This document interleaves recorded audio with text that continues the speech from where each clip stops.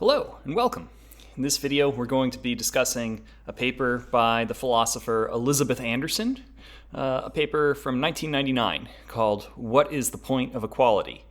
And I think it's one of the most interesting and one of the more important papers of the late 20th century, early 21st century about distributive justice.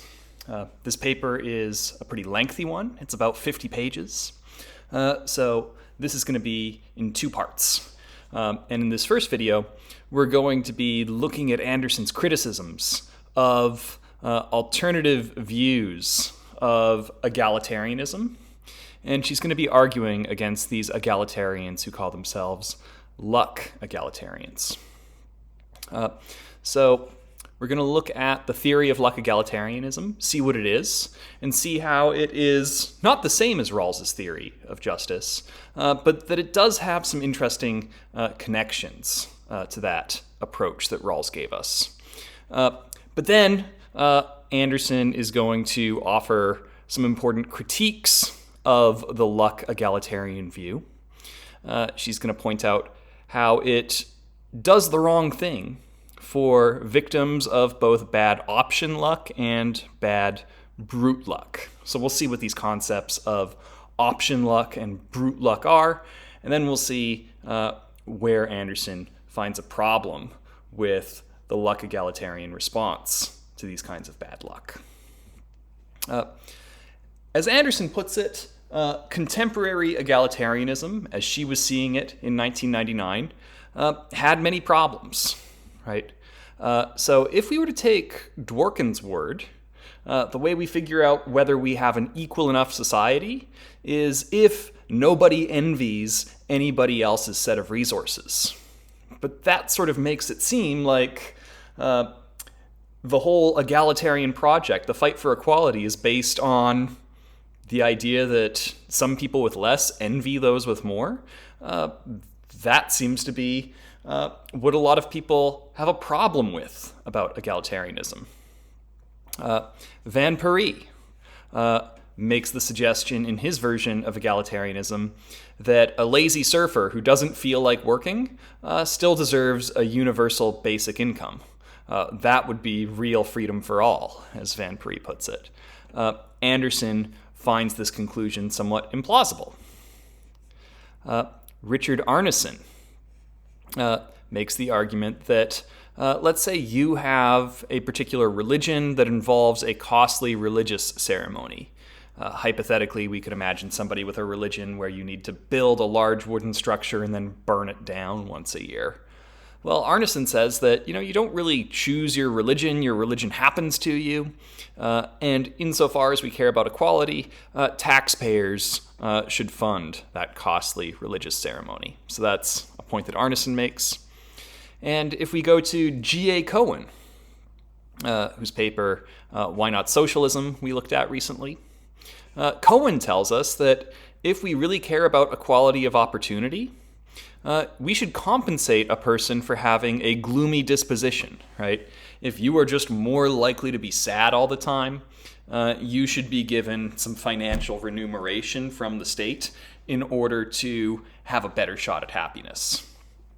But even that, if you have expensive taste, if beer and hot dogs isn't your thing, if you'd rather have and you'd only be happy with champagne and foie gras, well, it seems like Cohen's theory says a person with a taste for expensive hobbies deserves compensation if we have true equality.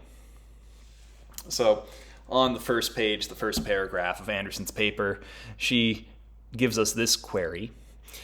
If much recent academic work defending equality had been secretly penned by conservatives, people like Nozick, who were against redistributions of wealth, could the results be any more embarrassing for egalitarians?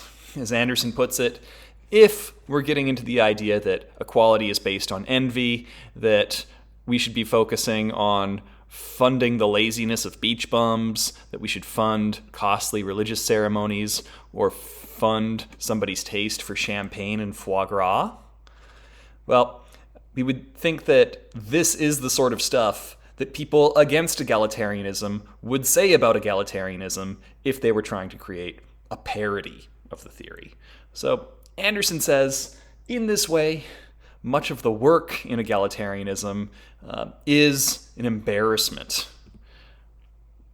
And as Anderson puts it, the fact that a bunch of ridiculous things, in her view, have been said about equality is because egalitarians, especially these luck egalitarians that she's criticizing, they have misunderstood equality. So they've misunderstood what we're trying to equalize. And in this way, they've also misunderstood the point of aiming for equality. So that's what we're going to be building to. Again, today we're just going to be mainly looking at the problem with luck egalitarianism. In some places in the paper, Anderson interchangeably uses the name equality of fortune. Right? This is another way of saying you equal out people's luck, or you want to make sure that everybody is equally as fortunate as every other. Now, Rawls is not a luck egalitarian, but some of the seeds of luck egalitarianism might be found in Rawls. Because he's saying we should pick ordering principles for society that we'd agree to from the original position. That is, we forget what our particular identity will be, and we figure out what we would bargain to under those conditions of fairness and equality. And the one thing that we got from Rawls was that we should only tolerate inequality if the inequalities improve the situation of those who are worst off in society. And we also see in Rawls, he makes the suggestion that you don't earn your good fortune. You don't even earn your talents or your natural ability to work hard. Because your natural ability to work hard is a mix of nature and nurture, and it's a matter of luck, who is a more or less productive member of society. And so I think that this point that Rawls makes is a very good jumping off point to see how many egalitarians got to this view that we would call luck egalitarianism or equality of fortune. Right? And these philosophers, like Cohen and Dworkin and Nagel and Van Parijs and Arneson, they make this suggestion, right? People should be compensated for undeserved misfortunes. We even saw this in Cohen's paper, Why Not Socialism? He said, it is an injustice in itself that some people are born with disabilities and other people aren't. And his thought is, if you really believe in equality of opportunity, then what you should do is make sure that you are giving extra resources and a leg up to that person with a disability. You don't deserve to be born with a disability, it just happens to you. Right? And we would also say that the compensation should come only from good fortune that is not itself deserved. So we might say, you don't deserve the place in society you're born into. You don't deserve all your natural talents or how much success you have in society. Although the luck egalitarian, as we'll see, will say that when we're thinking about a person's voluntary choices and exercise of will, and they come to good fortune that way, they would deserve to keep the spoils of that work. Now, there are many different versions of luck egalitarianism. So, for example, there are debates within luck egalitarianism about the question of whether resources, that is, give everybody the same packet of money and goods, or whether you want to equalize welfare. We'll talk about that a little further on in the video. But just to put some more flesh onto the details of the theory of luck egalitarianism, this is perhaps the most important distinction that they give us. And this is the distinction between option luck as opposed to brute luck. So let's see what the difference between these two will be.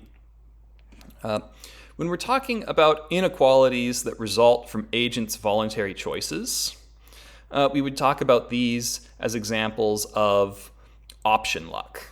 That is, it is a result that is in effect of which option you chose in the case of a voluntary choice. So for instance, you pursue the option of investing in a certain stock. Say, I don't know, you buy a bunch of Tesla stock, but then let's say Tesla stock goes down greatly. Well, in that case, when Tesla stock goes down greatly, you lose a bunch of money.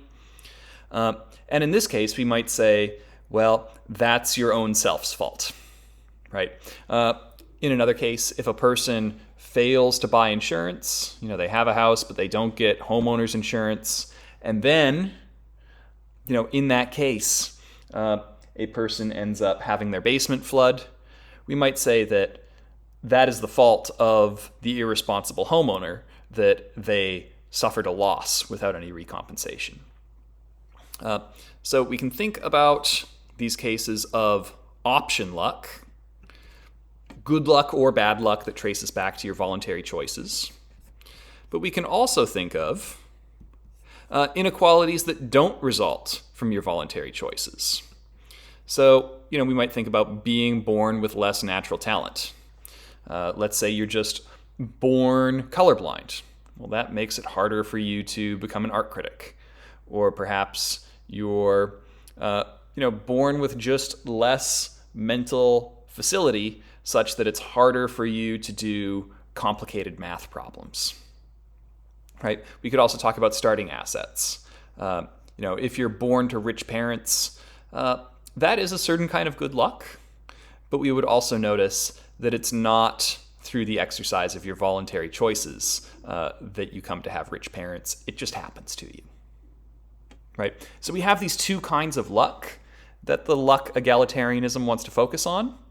And if you're a luck egalitarian, somebody who endorses the view that Anderson sometimes calls equality of fortune, it says that as a matter of justice, we are required to redistribute good fortune and risks in the case of brute luck. So if you're born with a disability, you deserve compensation for having been born disabled. And we could think about all sorts of different ways in which you could suffer bad luck in your access to resources and your place in society that is through no choice of your own. But justice will not require us to redistribute good or bad fortune in the case of option luck. So Cohen, when he's talking about option luck in the Why Not Socialism essay, does give a nice example. Let's say two people who both have gambling problems have $100 in extra resources, and they make a $50 bet on a coin flip. Well, when that bet is done, one of them will have $150 and the other will have $50, right?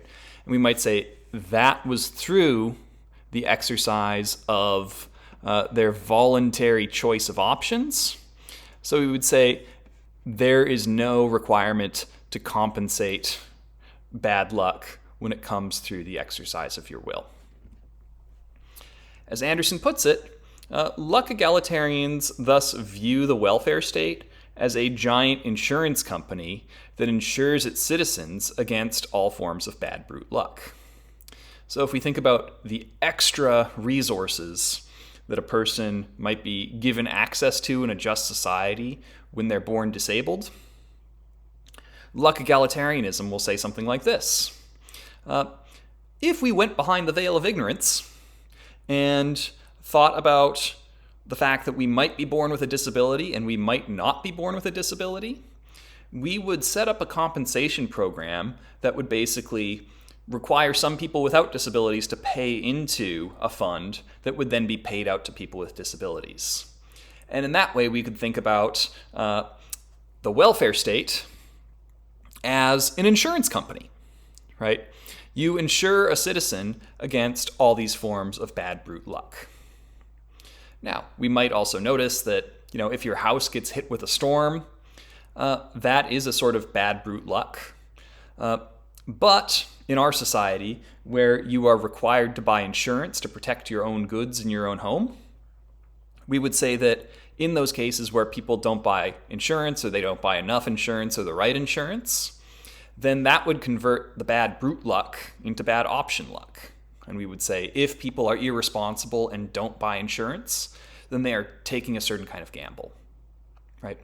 But in cases where it's most socially appropriate or there just isn't private insurance, then we can view the state as the insurer that steps in.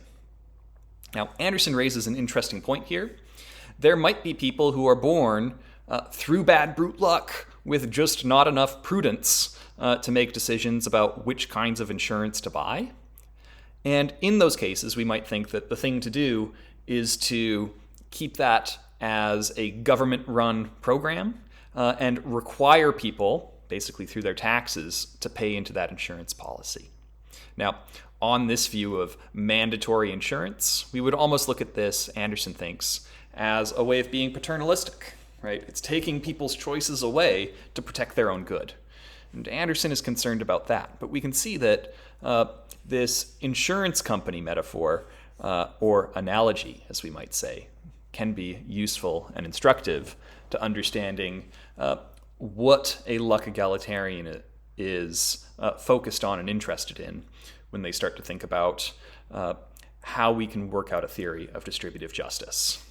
We just think some people are more lucky, some people are unlucky, and what we want to do is have the lucky ones transfer some of their goods, wealth, opportunities for welfare to those who have less access to welfare. And we might think that after the redistribution process is done, we think back to Dworkin's point, we want an envy-free share of resources in society.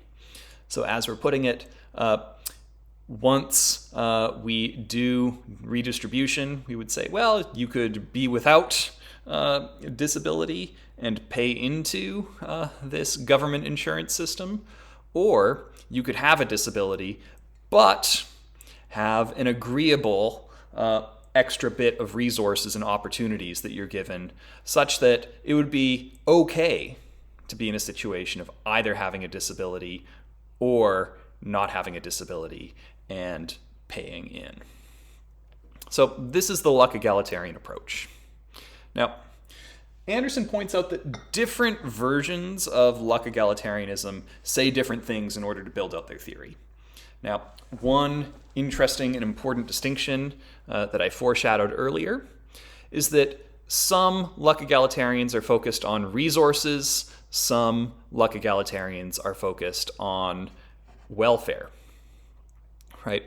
Now, some people will say, look, we should make sure that everybody has the same stack of resources.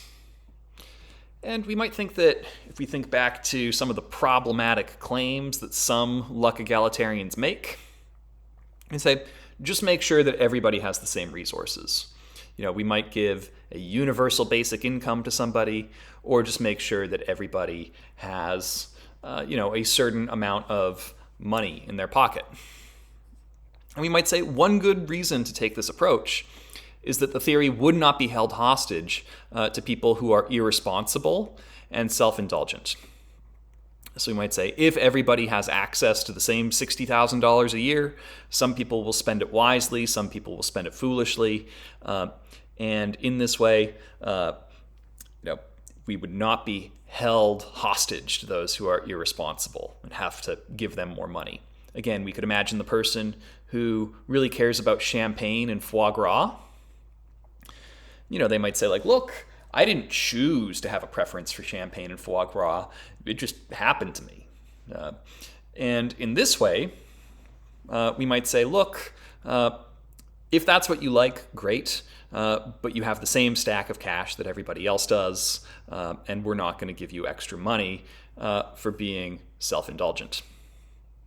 And you might think that this is a good way to treat people equally, but Anderson also points out that treating people equally with the same resources in all cases isn't always fair. So one problem that she flags is that a person with disabilities might just need more goods and resources than others need. So a person might need access to a wheelchair or somebody who will pick them up and give them rides, or a well-trained guide dog. We might say that these people just need more access to resources than other people. She also gives the example of the difference between, say, a single mother who might need certain resources to pay for transportation to work or pay for diapers for the kid. Of course, they have a stronger need for resource than, somebody who only wants to spend their life surfing and smoking pot, right? They might be able to live very cheaply and get by just fine on a small paycheck of universal basic income. But a person who is a caretaker for a baby might just need more in their situation. So there are some luck egalitarians who will say, okay, we shouldn't try to equalize resources. We should try to give everybody the opportunity for the same level of welfare, right? We think about welfare, we're thinking about, your basic overall level of well-being. And the strength of this theory would be, it would explain why some people with disabilities deserve more resources, right? But here's the problem. If we're thinking about a disability as a way you are that causes you to need more access to resources because of ways that you didn't choose, well, the weakness would be the reverse of resource egalitarianism. So whereas resource egalitarianism could explain why a self-indulgent taste or an irresponsible taste shouldn't be compensated, the welfare egalitarian should say, look, if it takes more money to make you happy, whether it's due to a disability or whether it's due to a preference for champagne and foie gras, we would say that the welfarist egalitarianism would then have to agree with somebody like Jerry Cohen, who said that maybe expensive tastes actually do deserve state compensation.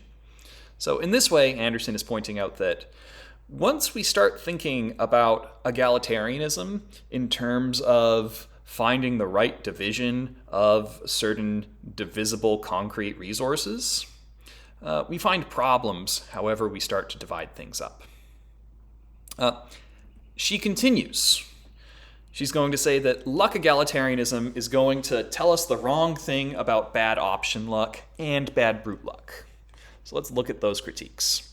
If you have bad option luck, right, we'll recall that that's a deficit that results from one's voluntary choices, right? So this is the person who loses out on a bunch of money because they made a bad bet. But Anderson points out that there are a bunch of weird implications of this approach. Do we limit access to public resources like a wheelchair ramp on the basis of whether or not the person became disabled as the result of a bad decision? So we might see that there are two people in wheelchairs, and one person is in a wheelchair because they were born with a certain condition that malformed their spine. But we might notice that beside them is another person in a wheelchair. But they're in a wheelchair because they drove drunk, made an illegal turn, and got into a car accident that they caused. Now, Anderson says that basically the bad option luck approach would say that, a publicly built wheelchair ramp should be offered to the one person but not the other person. And we might say, well, maybe the problem with this is that it's hard to figure out who are the good ones and who are the bad ones, who are the responsible ones and who are the purely unlucky ones. But she thinks that it goes further than that. Even if a person does something wrong and foolish to cause a car accident, you don't leave them to die on the side of the road. She would see this as a certain form of abandonment of a citizen. Here's another thing that is ultimately your choice. It's your choice where you live, right? You can choose to live in North Carolina or the Gulf Coast, in Louisiana or California or Utah.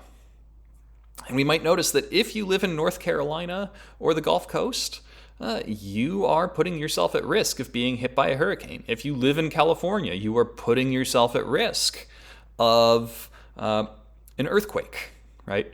So we might say that insofar as you have a choice about where you live, luck egalitarians would say that it's an option where you live. And if you lose your house on the basis of predictable bad weather, then there should be no compensation for victims of those natural disasters when those risks are reasonably known. We can think about occupational risks. So what about a person who voluntarily signs up to be in the army and then goes into combat and gets PTSD? We would say that if we take the letter of the law seriously with the bad option luck approach from luck egalitarianism, it says that that person doesn't deserve compensation. We could also talk about firefighters or lumberjacks or any other number of occupations that people choose in spite of the known risks. She also points out that there's a vulnerability of dependent caretakers. Right? Some people see it as a moral obligation to care for their children, to care for their aging parents. And we might say that ultimately it's a personal choice to choose to reproduce and care for a baby. It's a personal choice to look after your parents. But in this way, if you become more vulnerable within the economy, the luck egalitarian, if they take seriously this view that only bad brute luck and not bad option luck will be compensated, we would be leaving dependent caretakers vulnerable. So in this way, Anderson is making a feminist point, largely because dependent caretakers are usually women and are made vulnerable by not having access to resources. She says, even the prudent sometimes are not supposed to be compensated for bad option luck, because there might be some rare diseases that you wouldn't insure against behind the veil of ignorance.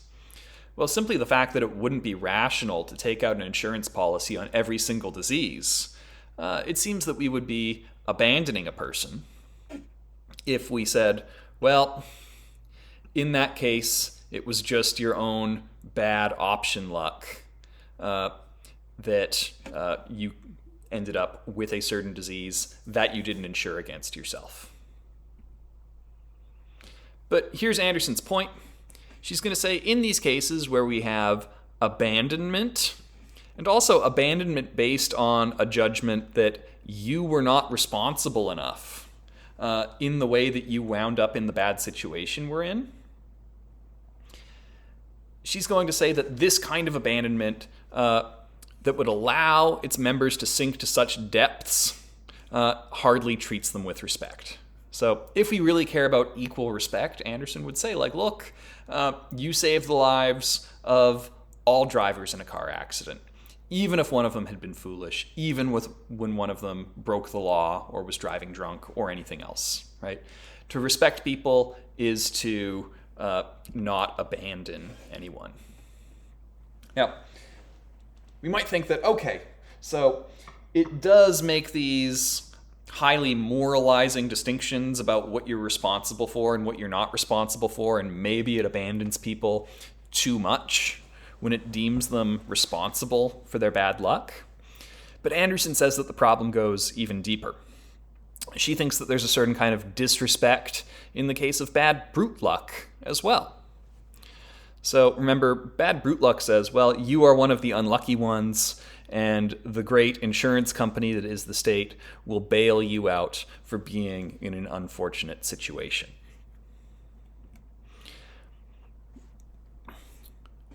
But if we're saying that we should bail people out for the ways that they are that don't result from voluntary choice, she says that this can also be highly disrespectful.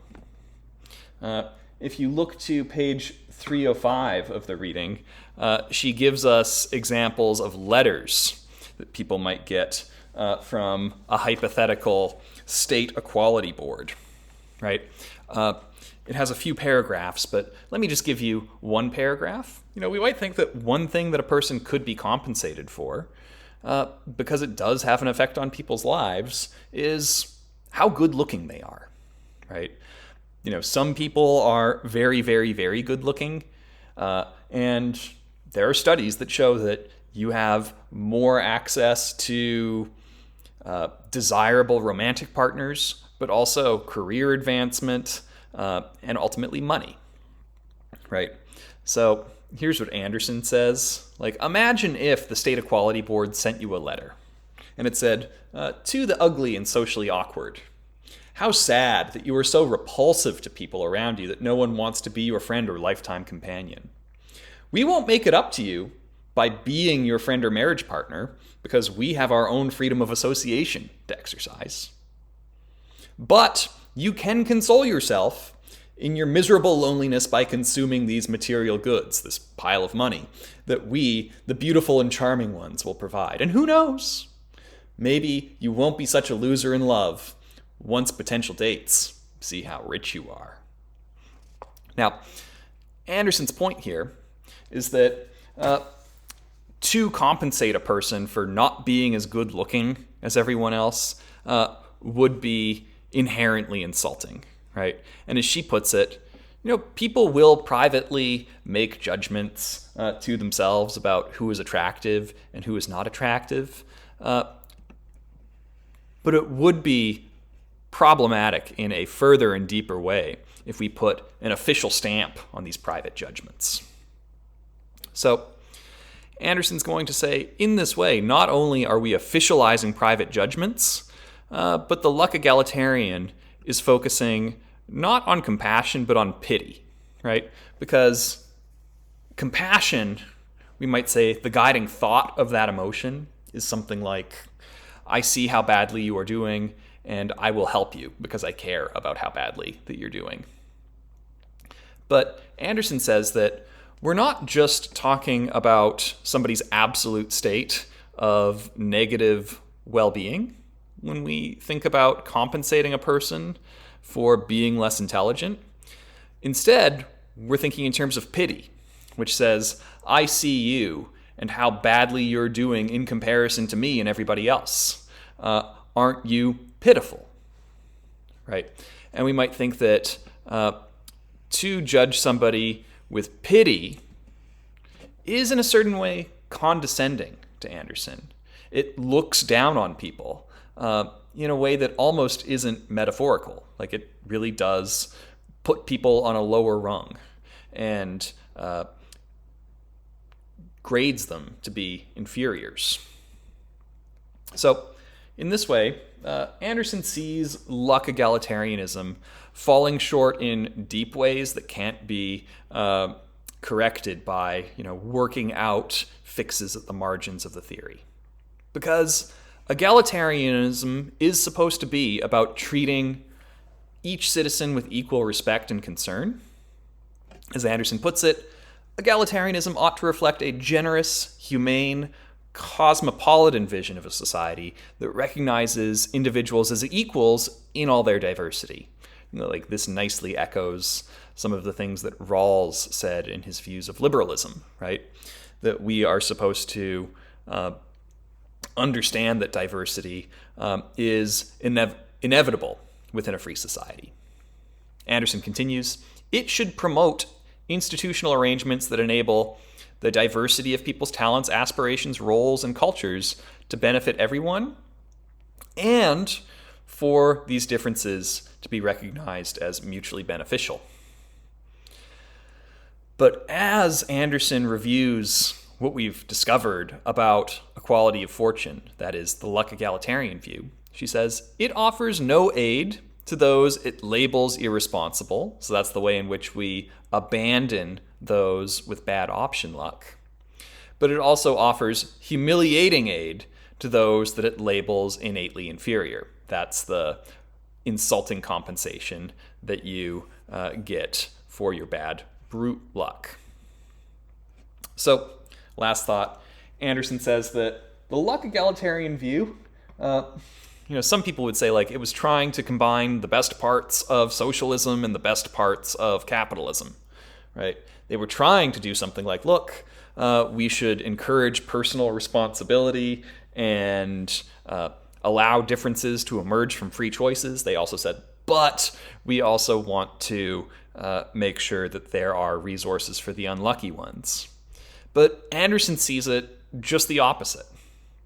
She says it combines the worst parts of both capitalism and socialism. So what's the worst thing about capitalism?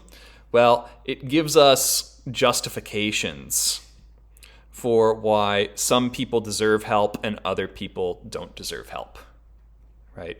So it says that, if you are successful, then if this society is just, it's because you made better choices. And if people are unsuccessful and if this society is unjust in the same way, then they deserve their situation.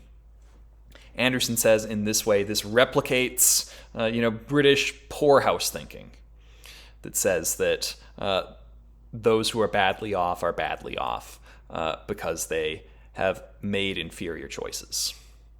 Yet, on the other hand, the way that the luck egalitarian compensates, we might say that, in this way that it says, look, you get compensation if your bad situation is the result of nothing that you did personally. Well, Anderson says that this is a way that forces you to grovel. It forces you to deny that your hardships are of your own making. And in this way, she says that it incentivizes people to deny personal responsibility for bad outcomes. Which again, Anderson thinks is like a way of promoting a non-productive sort of victimhood mentality. And that might be one of the worst things about socialism, is that it reduces personal responsibility. So here we've seen the problems with luck egalitarianism as Anderson sees them. And at this point, we're halfway through her lengthy paper, What is the Point of Equality? So for next time, think about this. If it's not a cosmic injustice to be born a certain way, if we're not compensating a person for their innate states, what is equality about then?